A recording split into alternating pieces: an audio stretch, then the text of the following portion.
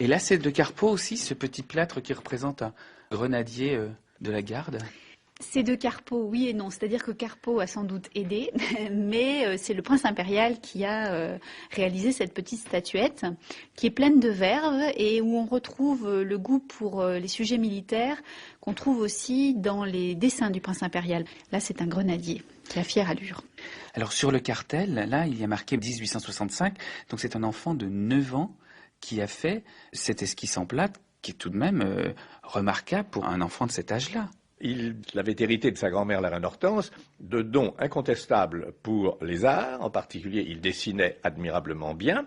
Et il était même très doué pour la musique et sans jamais avoir appris sur un piano, il pouvait jouer des petits airs comme ça uniquement d'oreille. Mais il était prévu dans toute son enfance et son adolescence qu'il serait l'empereur des Français et l'empereur des Français devait être autre chose qu'un musicien ou un peintre. On a bridé ses dons artistiques. Absolument. C'est vrai ça, restons stricts. Un futur empereur a mieux à faire que de jouer au piano tout de même. On vient de parcourir l'enfance dorée de Loulou, mais sa vie va brusquement prendre un tournant plus sombre. Eh oui, son père part à la guerre contre les Prussiens, les Allemands, en 1870, et c'est le début d'une autre histoire qui va nous mener, entre autres, en Angleterre. Ça, c'est le chapitre 3. On vous le raconte dans quelques instants.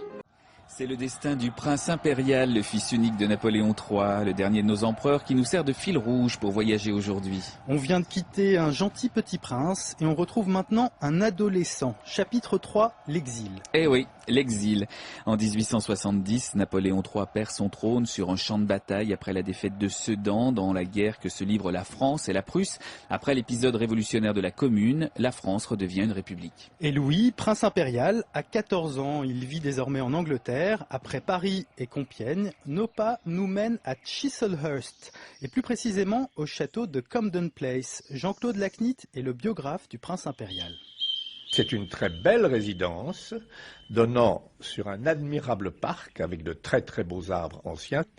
Et la demeure de Camden Place a énormément de charme.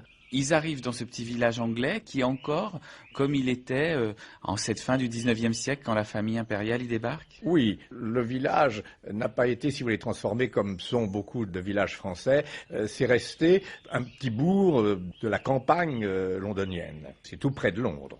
L'empereur est très malade, il profite guère de Camden Place et meurt en 1873. Voilà Eugénie, veuve, et Louis, chef de famille. Il est élève officier à l'académie de Woolwich et n'a rien perdu de sa passion pour l'armée. La reine Victoria rend visite à cette famille impériale en exil et les reçoit régulièrement. Les deux familles sont très proches.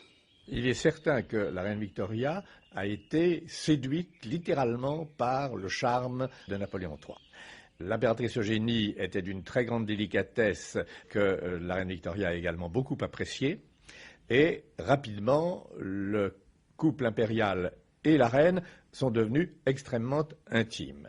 Et du prince aussi. Incontestablement. Elle aimait beaucoup ce jeune garçon. Elle le recevait, le faisait inviter à des manifestations, le recevait à Windsor. On dit même qu'elle aurait peut-être essayé de marier une de ses filles à ce joli parti européen, même s'il était plus très riche puisqu'il était plus au pouvoir. Je ne sais pas jusqu'où allaient dans ce domaine les intentions de la reine Victoria.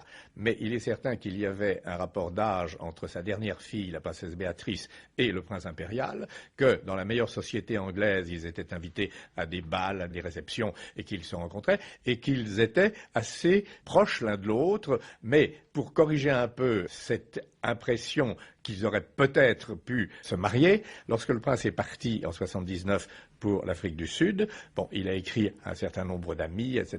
Il n'a pas échangé la moindre lettre avec la princesse Béatrice, pas plus que la princesse Béatrice ne lui a écrit pendant ces 3 mois. Donc, l'intimité, si elle existait, est une amitié amicale, mais on ne peut pas dire, comme certains l'ont suggéré, qu'il y avait déjà le début d'un amour entre eux. Notre voyage cette semaine nous mène à travers l'Europe, mais aussi en Afrique du Sud. Ça, c'est l'hôtel impérial qui a été nommé après la visite du prince en son honneur.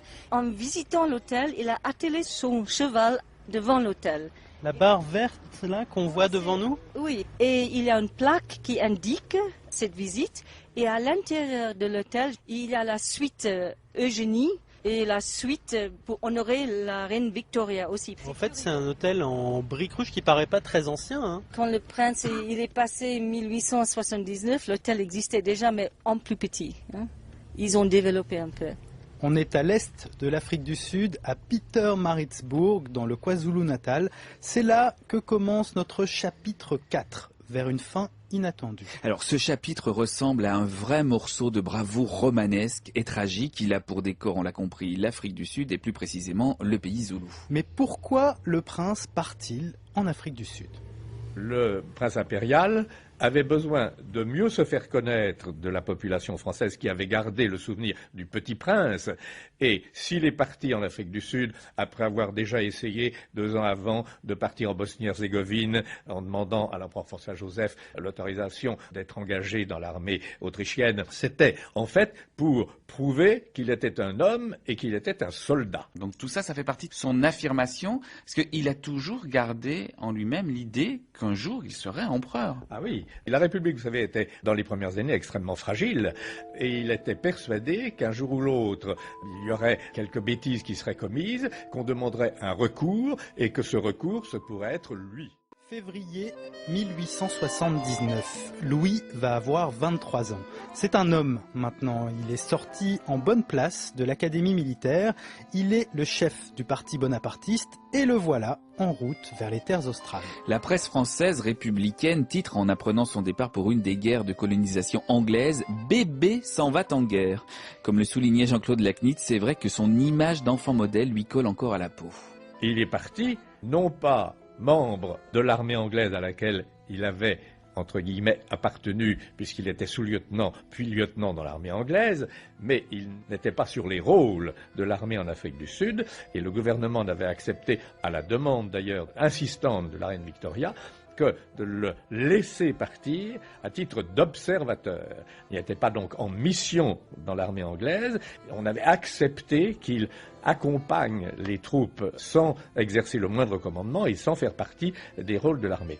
Et c'est en arrivant là-bas que le général en chef, Lord Chelmsford, pour éviter qu'il ait une initiative malheureuse si on le laissait totalement libre, a accepté de l'inscrire dans son état-major pour pouvoir le surveiller plus facilement.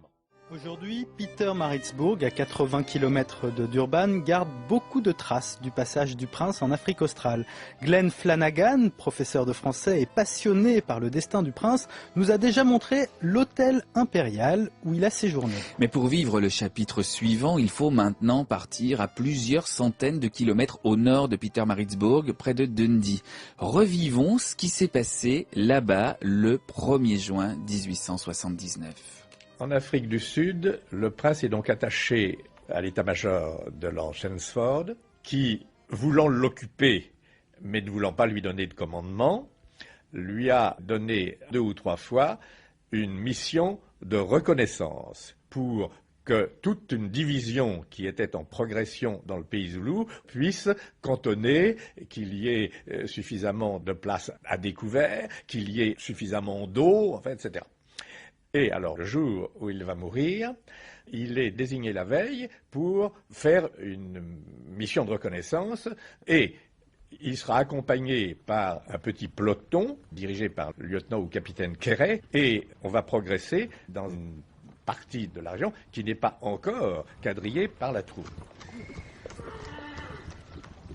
Et au lieu de rester sur les collines, ils sont descendus vers la rivière. Et après 50 minutes de pause, le guide Zulu leur ont averti qu'il y avait des Zulus qui avançaient par les fossés de la rivière.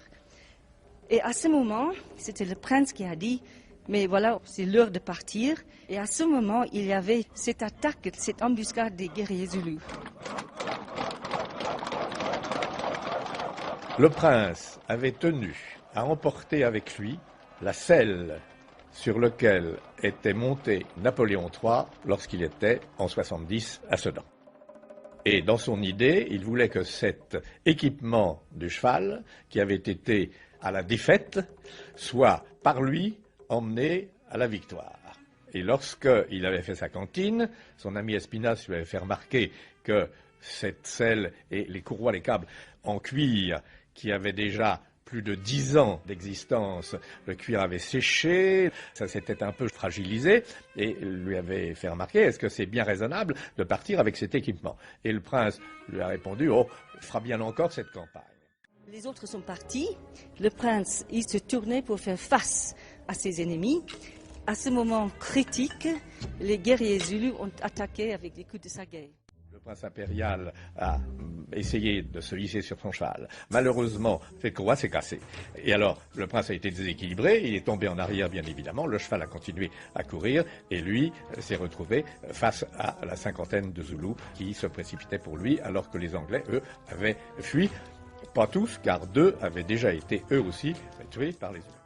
Et là, on ne sait pas exactement ce qui s'est passé, mais le premier coup de sagaie a été sans doute qui a atteint le cœur, le deuxième, l'œil droit, et à ce moment, le prince a trébuché. Et on l'a trouvé le lendemain matin, tout à fait dépouillé de ses vêtements, sauf ses médailles autour de son cou, parce que les Zoulous avaient peur de ces gris-gris. Alors, les Zoulous ont dit après ça, quand on les a interrogés, ils ont dit qu'ils s'étaient défendus comme un lion. Pourquoi dites-vous comme un lion? Parce que c'est l'animal le plus courageux que nous connaissions. Et en effet, le prince qui était donc à terre, qui avait même perdu son sabre, qui était tombé dans sa chute et qui avait uniquement un revolver à la main, a fait face à ces Zoulous qui l'ont transpercé donc de 17 coups de sagaie de face. Aucune entrée de sagaie autre que de face.